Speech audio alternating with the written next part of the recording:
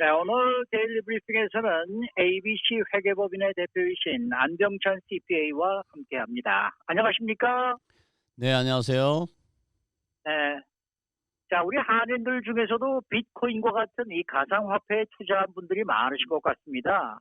이 가상화폐에 대한 이 IRS의 입장은 어떤 것입니까? 네, 지금 말씀하신 것처럼 가상화폐, 화폐라는 그 말이 들어 있어서 우리한테 그 네. 상당히 그 혼선을 주기도 하는데요. 국세청에서는 2014년도로 제가 기억을 하는데 국세청에서 이제 정의를 내렸습니다. 가상화폐, 비트코인과 같은 그 버추얼 커런시 또는 크립토 커런시라고 불리는 이런 가상화폐는 화폐가 아니다. 그래서 국세청에서는 이제 선물이나 또는 주식, 부동산처럼 투자 물건이라고 정의를 했습니다. 자, 이 정의가 네. 왜 중요하냐면 우리가 현금을 주고받으면서 소득 보고를 하지는 않죠. 그러니까 현금을 100불짜리를 20불짜리를 바꿨다고 해서 그것이 무슨 이익이 발생되는 것이 아니기 때문입니다. 그렇지만 네. 이 비트코인은 가격이 등락이 있다 보니까 언제 어떻게 변화를 하느냐에 따라서 어떤 그 이익이 발생할 수도 있고 손실이 발생할 수도 있어요. 그래서 그런 원가와 매가의 그 차익에 대한 보고를 해야 되는 그런 중요한 그 정의를 국세청에서 내렸던 것입니다. 그래서 가상화폐는 국세청 입장에서는 주식이나 부동산처럼 투자 물건이다. 이런 그 입장을 가지고 있습니다. 네. 그러면은 가상화폐를 갖고 있는 것을 국세청에 따로 신고를 해야 하나요? 네, 가상화폐를 이제 가지고 있다는 얘기는 결국은 가상화폐를 구입했거나 또는 매매를 하거나 교환하거나 이런 어떤 경제적인 활동을 한다는 의미가 될 수도 있는데요.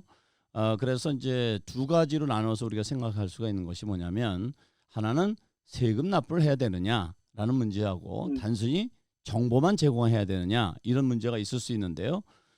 그 여러분들 그 세금 보고 개인 세금 보고할 때 새로 생긴 질문이 있습니다. 그 질문이 뭐냐면 예를 들어서 이제 지금 현재 준비하고 있는 2021년 같으면 2021년 동안 1년 동안 개인 소득세 신고를 하는 그 기간 동안에 가상화폐를 받았거나 또는 매매했거나 교환한 적이 있는지에 대한 질문이 있습니다. 이것은 네. 이것에 대해서 가지고 있었으면 예스로 하고 또 그 가지고 있지 않았으면 노라고 하면 되는데 이거 자체는 그냥 정보만 제공해 주는 거죠. 그런데 현금으로 그냥 버추얼 커런시만 그냥 사고 가만히 있었다. 그러면 예스 할 필요 없고 그냥 노로 해도 됩니다. 왜냐하면 매매나 교환하거나 이런 경제 활동하지 않았기 때문에.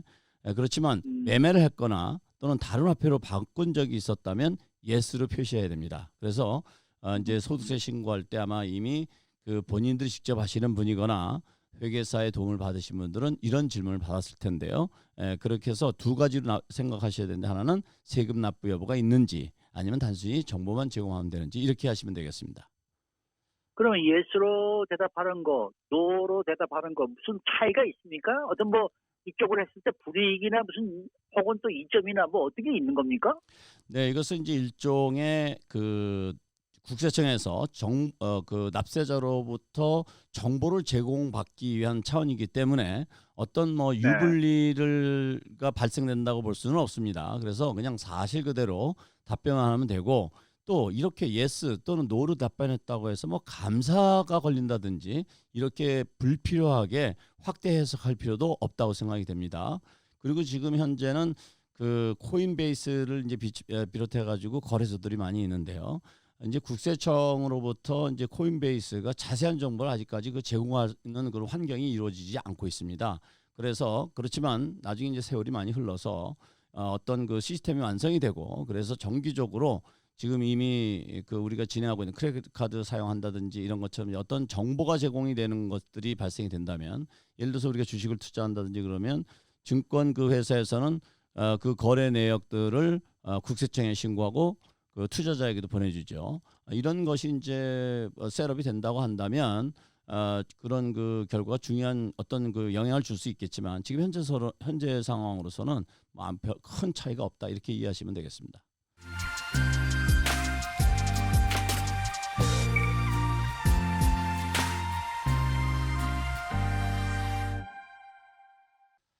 네. 이 가상화폐 거래 방법이 다양한 것으로 알고 있는데요. 손익계산은 어떻게 하는 건가요? 네, 그 앞서 말씀드렸던 것처럼 가상화폐는 화폐가 아닙니다. 따라서 마치 내가 주식을 소유하고 있었던 것처럼 또는 부동산을 가지고 있었던 것처럼 그 현금을 받고 처분을 했다고 하면 내가 판매한 가격하고 내가 구입한 가격의 차액만큼을 소득으로 보고해야 되는 거죠. 그런데 재밌는 네. 것은 우리가 이 가상화폐를 예를 들어서 비트코인을 이더리움으로 바꿨다. 이랬을 때는 어떻게 되느냐? 이것도 매매를 보는 거예요. 그래서 내가 그 가상화폐를 처분하는 가격과 내가 받은 그 이더리움의 밸류의 그 차액을 잘 정리해야 되고 또 내가 처음에 그 가상화폐를 구입했을 때 가격이 원가고 그 교환했을 때 그 시가의 밸류가 바로 매가가 되는 이런 그 형태로 해서 그 정리를 해야 된다는 점을 이해하셔야 될 것 같고요. 그다음에 또 다른 또 주식이나 부동산하고 또 달리 가상화폐를 위해서 우리가 또 뭐를 할 수가 있냐면 물건 같은 걸 구입할 수도 있죠. 자동차를 구입할 수도 음, 있고 커피 같은 음, 것들도 사서 마실 수도 있고 이런 경제 활동할 수가 있습니다. 이렇게 됐을 때 내가 예를 들어서 비트코인을 커피를 마셨다. 그러면 내가 원래 구입했을 때 그 비트코인 가격하고 커피를 마셨을 때 그 시가하고 차액을 정리해서 세금 보고해야 되는 그런 일도 일어날 수 있다는 사실 기억해 두셔야 되겠습니다.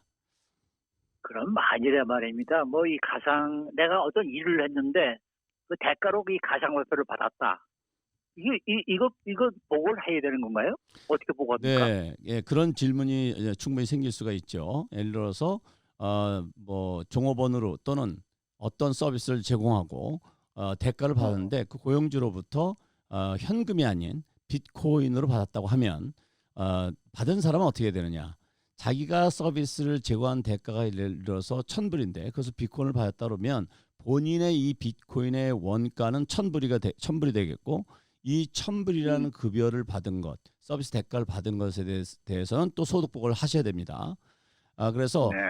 보통 이제 어떤 서비스를 제공하고 예를 들어서 뭐 가디닝 서비스하고 비트코인을 받았다 그러면 이제 1099을 나중에 받게 될 수가 있겠죠. 그런 것처럼 음, 어떤 그 서비스를 하고서 1099 받은 것과 같이 세금복을 해야 되는 것이 있을 수 있고 또 물건을 제공해주고 물건값을 받았다면 현금 받은 것처럼 그 이제 세금복을 해야 된다는 점, 이 부분을 잘 기억해 두셔야 되겠습니다. 음. 그러면은 그 반대로요. 내가 어떤 서비스 대가로 가상화폐를 지급할 수도 있잖아요. 이런 경우에는 처분하게 되는 건데 이거는 손익계산이 어떻게 되는 건가요? 네, 그렇죠. 그런 일이 이제 반대로 또 있을 수 있죠. 예를 들어서 예. 내가 어떤 서비스를 받고 돈을 지급하는 것 대신에 현금을 지급하는 것 대신에 가상화폐를 지급했다. 그러면 그 내가 가지고 있던 그 가상화폐를 처음에 구입했을 때 가격이 원가고 그다음에 그것을 그 대가로 어떤 뭐 1,000불의 밸류를 지급을 해줬다고 하면 그것이 매가가 되는 거예요. 그래서 처음에 네. 그걸 내가 구입했을 때 700불에 구입했는데 어떤 서비스, CPA 서비스를 받고 1,000불을 지급해줬다. 가상화폐로. 그러면 그 1,000불하고 700불의 사이인 300불이 내 캐피탈 게인으로 이익으로 소득복을 해야 되는 그런 것 하나 하고 그다음에 그 가상화폐를 지급했으니까 그 대가만큼 CPA 비용만큼 또 비용으로 처리해야 되는 이런 회계 처리 그 과정이 필요하다고 보겠습니다. 네. 참 이 가상화폐라는 게 생기면서 또 이 CPA 분들도 참 일이 많이 일이 늘어나서 좀 많아졌어요. 힘드시겠네. 네, 그런 일이 이 있을 수 가상화폐가 있습니다. 예. 참 많지 않습니까? 이게 가상화폐끼리 서로 교환할 경우에도 이 세금을 내야 되나요? 네, 그렇습니다. 가상화폐는 사실 그 일반인들이 생각하는 것보다는 훨씬 종류가 많습니다. 그래서 우리가 많이 알고 어, 있는 비트코인, 이더리움 뭐 이런 것들은 아주 그냥 대표주자 음료수로 따지자면 음, 뭐 콕이나 세븐업이나 무슨 펩시 같은 거고 그 외에 우리가 음, 이름도 모르는 수많은 소다 종류가 있지 않습니까? 그런 것처럼 이 네네. 가상화폐도 참 종류가 많은데요. 그러다 보니까 어떤 현상이 일어나냐면 가상화폐끼리 교환하는 일도 발생을 하죠. 그렇게 될 때 네. 교환하는 것 자체를 이 세법상에서는 어떻게 보냐면 매매가 발생했다. 매도가 이루어졌고 매수가 이루어졌다. 이렇게 보는 거예요.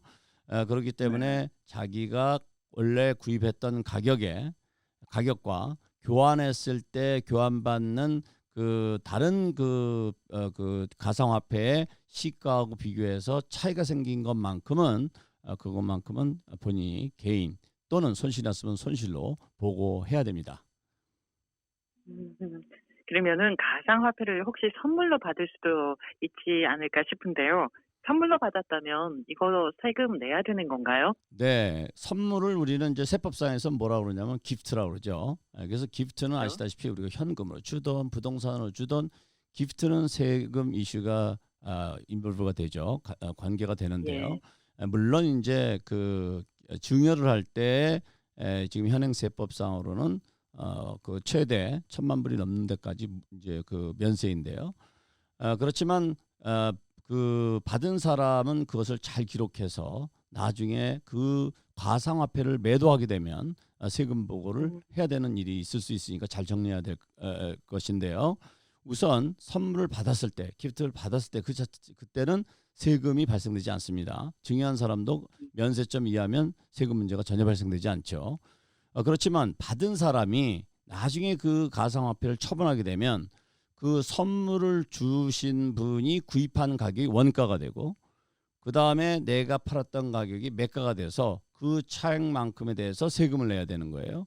이럴 때 참고해야 될 거는 얼마나 오래 가지고 있었냐를 또 봐야 되는데 1년 이상 가지고 있는 것을 장기라고 하고 1년 이내를 단기라고 하는데 이때 장단기 계산하는 것을 내가 가지고 있을 때 기간만 따지는 것이 아니라 선물을 준 사람이 가지고 있는 기한까지 계산한다는 것, 이것이 굉장히 중요합니다. 이거에 따라 세율이 큰 차이가 나기 때문에 그 점을 꼭 유념해 두시기 바라겠습니다.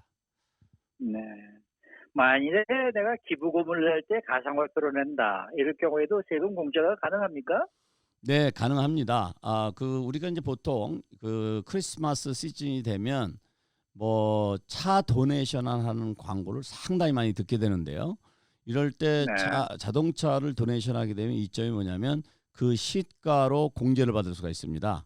음, 마찬가지로 가상화폐도 시가로 내가 구입한 가격이 아닌 시가로 공제를 받을 수가 있는데요. 이것은 조건이 있어요. 1년 이상 내가 가지고 있다가 도네이션을 해야 시가로 공제를 받을 수가 있습니다. 그러면 1년 미만일 경우는 어떻게 되느냐?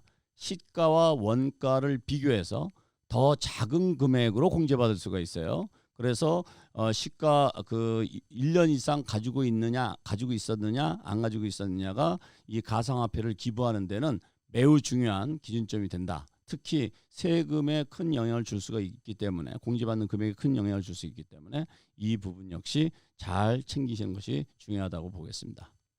네. 자, 그러면은 가상화폐 거래를 통해서 생겨난 손실이나 이익의 세율은 어떻게 되나요? 네, 앞서 말씀드렸던 것처럼 가상화폐는 주식이나 부동산과 같은 투자 물건을 취급하게 됩니다.